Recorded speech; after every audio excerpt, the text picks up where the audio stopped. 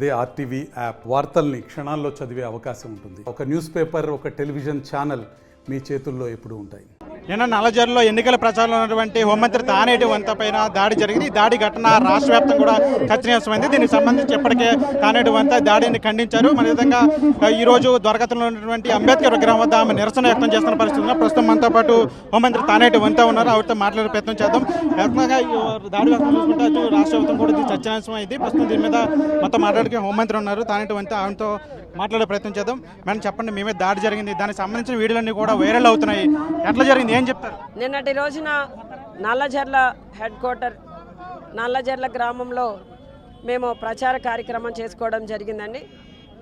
10 గంటలకల్లా మేము క్లోజ్ చేయడం జరిగింది. క్లోజ్ చేసిన తర్వాత మేము మా లీడర్ సుబ్రహ్మణ్యం గారి ఇంటికి వెళ్ళి అక్కడ మా నాయకులు కార్యకర్తలు అందరం కూడా డిన్నర్ చేస్తున్న సమయంలో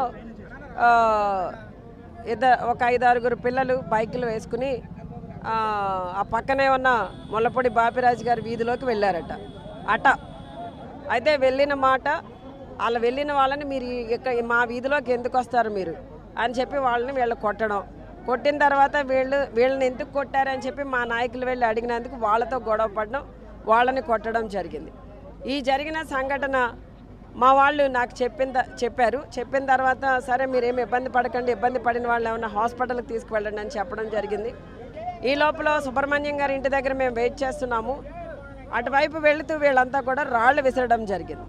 రాళ్ళు విసిరిన తర్వాత కూడా మా వాళ్ళు గొడవ పడడానికి రెడీ అవుతూ వద్దొద్దు, గొడవ పడద్దు, మీరంతా సమన్వయం పాటించండి, పోనీలే ప్రోగ్రామ్స్ అన్నీ కూడా సక్సెస్ అవడంతో వాళ్ళందరికీ కూడా ఓటమి భయం పట్టుకుంది, అందుకని అట్లా చేస్తున్నారు, మీరేమి ఇదవద్దు అని చెప్పడంతో వాళ్ళంతా కూల్గానే ఉన్నారు. ఈ లోపల సడన్గా ఒక 10-15 మినిట్స్లో ఒక 40 మంది 50 మంది ఆ లోపల ఉంటారండి.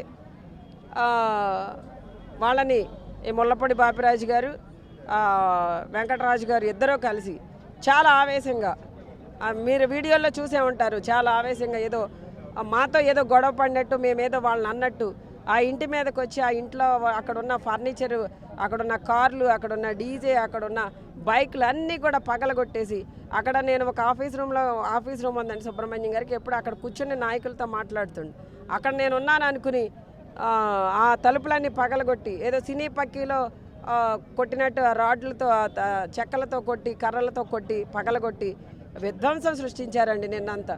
అంటే భయోందోళనకు గురి చేయాలి మా వైసీపీ నాయకులని, కార్యకర్తలని కంకణం కట్టుకుని ఈ రౌడీ రాజకీయాలు చేస్తూ ఈ రోజున వాళ్ళంతా కూడా వాళ్ళేదో పట్టు సాధించాలని, వాళ్ళేదో సింపతిని సంపాదించాలని ఏదో ప్రయత్నం చేస్తున్నారు. కానీ ఈ రోజున ప్రజలు ఎవరు కూడా అమాయకులుగా లేరండి, అందరికీ కూడా అవగాహన ఉంది. ఎవరు ఏంటంటే ఎంత చేసి మళ్ళీ మా మీద దాడి చేసి మళ్ళీ నేను ఇటువైపు రూమ్లో ఉన్నానని తెలుసుకుని అక్కడికి వచ్చే ప్రయత్నం చేసినప్పుడు మా సెక్యూరిటీ అంతా అడ్డుకోవడం జరిగింది.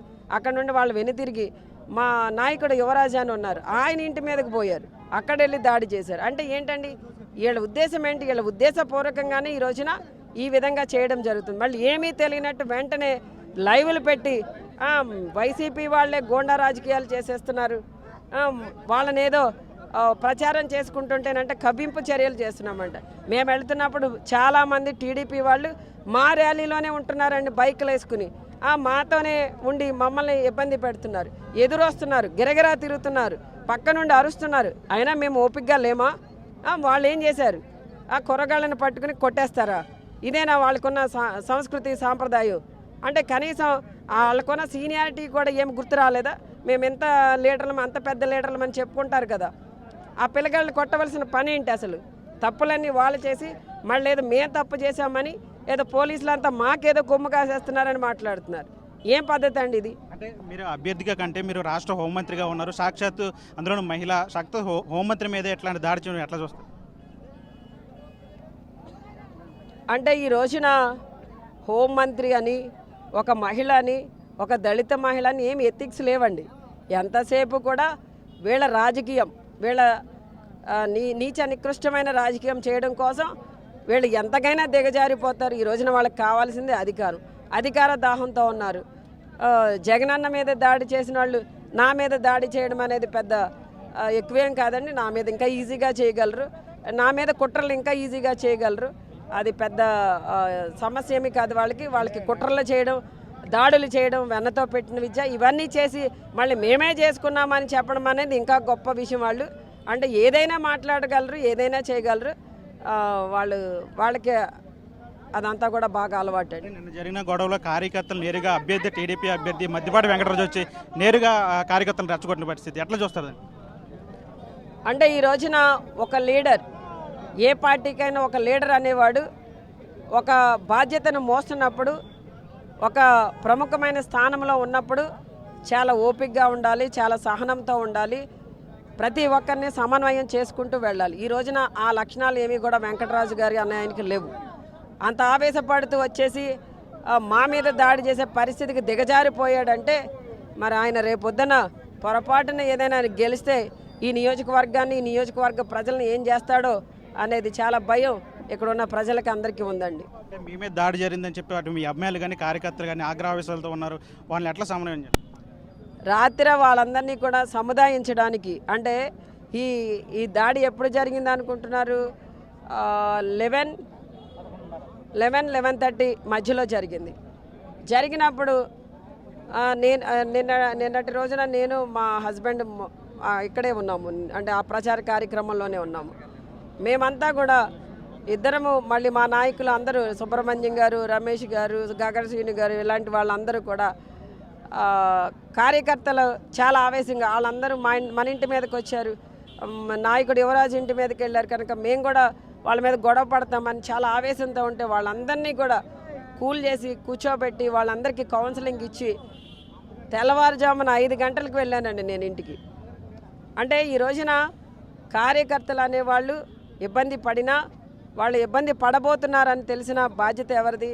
నాయకుడిది. నాయకురాలుగా నేను నిన్నటి రోజున వాళ్ళందరి బాధ్యత తీసుకుని వాళ్ళందరికీ కూడా నచ్చజెప్పుకోవడం, ఆవేశపడొద్దు, సమన్వయం పాటించండి అని చెప్పడంతో వాళ్ళందరూ వినడం జరిగింది. నిన్న ఎలాంటి వాళ్ళు చేసిన ఇబ్బందికరమైన సంఘటనలు అయితే మా పార్టీ నాయకులు కానీ కార్యకర్తలు కానీ ఎవరూ చేయలేదండి. ఇది మొత్తంగా హోంమంత్రి తానేటి వంతా చెప్తున్నారు. ఏదేమైనా సరే టీడీపీకి అటు ఓటమి భయం పట్టుకుంది, అందుకనే ఇట్లాంటి దాడులకు తెరబడుతున్నారు. ఎవరు ఎన్ని దాడులు చేసినా సరే ఖచ్చితంగా గోపాల్పూర్లో మరోసారి వైసీపీ జెండా ఎగురుతుంది. హోంమంత్రి తానేటి వంతా ధీమా వ్యక్తం చేస్తారు. మరిన్ని వీడియోస్ కోసం ఛానల్ ని సబ్స్క్రైబ్ చేయండి, లేటెస్ట్ అప్డేట్స్ కోసం వాట్సాప్ ఛానల్ ని ఫాలో చేయండి అండ్ లింక్ డిస్క్రిప్షన్ లో ఉంది.